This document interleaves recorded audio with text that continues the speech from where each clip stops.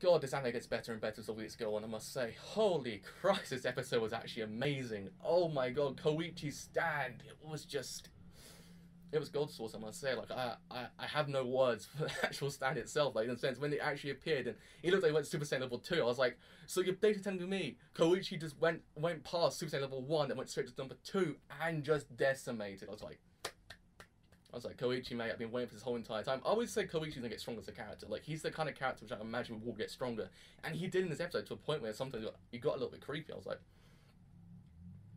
mate, get a bit creepy there. But he looked literally like he's about to go and fight Cell in the Cell games, and then also probably ask for, like, Goku's, like, kind of help to take down Cell using Forward-on Kamehameha. I was like, Koichi, mate, like, you're gonna take down Cell next. He's literally gonna leave that town and he's gonna take down Cell. But either way, it was an amazing, like, stand itself. In the sense, I'm kind of sitting here wondering, maybe there's actually more to his stand than we actually imagine right now. In the sense, is there more to his stand? In the sense, right now, we actually see this ability. In the sense, what happened was, Tamami's kind of, like, getting beaten up by the stand, and what happens is, he finds out, like, oh, wow, it's not doing anything to me, like, these punches are weak. But no, that's not the whole entire ability. What happens is, afterwards, the actual, like, punch he actually does gets written in katakana, the actual, like, kind of SFX you see in manga. And what happens then is the actual, like, sound that emits from that punch actually gets echoed inside his body, in a sense, basically to a point where Koichi has to make it stop, otherwise it can get really, really overbearing to a point where it actually can drive a person insane, because it actually drives Tamami insane. And then I was kind of like, that's interesting. In the sense, I guess also you can do it on any surface as well, not just a human body. You can actually do it on any surface you actually want. So if he does it on the ground, you can actually able to stop things happening. I kind of like, I want to see what he can do with that stand. In the sense, what would he do next with it? Is he actually going to pose a lot more to his anime than what he's done right now? In the sense, he has done quite a lot so far. He's actually proved himself to be quite strong. Right, going forward now, we kind of understand that Keiichiro has actually put a load of stand users on the map. So not too sure whether or not next week we're going to get another stand user that Keiichiro has actually put on here. So either way, I want to see what Koichi actually does next, because it looks like he can go somewhere. It looks like he can actually pose something to his actual storyline more than what he's doing at the moment. He actually become a fighter. He actually become like a person who will be in battle a lot more. If that's the case, I'll be freaking impressed. I'm gonna be like, yes. I'm like, so I want to see Koichi do more, because Koichi's a freaking amazing character. In a sense, I saw it from day one. Since I saw it when he was actually researching into the actual module backstory, and like he was researching into it, I was kind of like, yeah, there's more to his character than we're getting right now. There's got to be more to him. Like, in a sense, I kind of seen, like, at first he seems like a very scared person, but deep down he seems like a very strong person, someone who wants to get stuff done. So hopefully as the weeks go on, we actually see that. Hopefully we actually see him become this formidable character in module. But still, Tamami as well. Oh my god, he's such an asshole. I must say, I was like, oh, when he almost drove Koichi's mum to suicide, I was kind of like, oh my freaking god, this guy's pretty freaking, like horrible. Like, in a sense, his actual stand ability is really freaking interesting. It's called the lock. Basically, what it does is if the person feels guilty, like, say, if the person does something to him and actually he managed to make him feel guilty, the actual, like, a lock and key appears on the person's chest, and to a point where it can become overbearing and almost drive a person to suicide. Instead, with Koichi's mum, it almost drives her to suicide. But what happened was, in the beginning of the episode, Koichi's just wandering around, like, town on his bike. Like, he's got this freaking awesome bike. He's like, yeah, I've got this bike and everything. Like, he's really freaking happy. And he runs over a cat. I was like, this kid can't catch a break. Like, this kid literally cannot catch a break. And then what happens is, Tamami actually manipulates him into actually kind of saying, well, what you're going to do, this is actually my cat. Like, are you going to do anything about it? Or are you actually going to pay up or anything? And in the end, basically, he actually made make Koichi feel guilty and actually made that lock and key appear.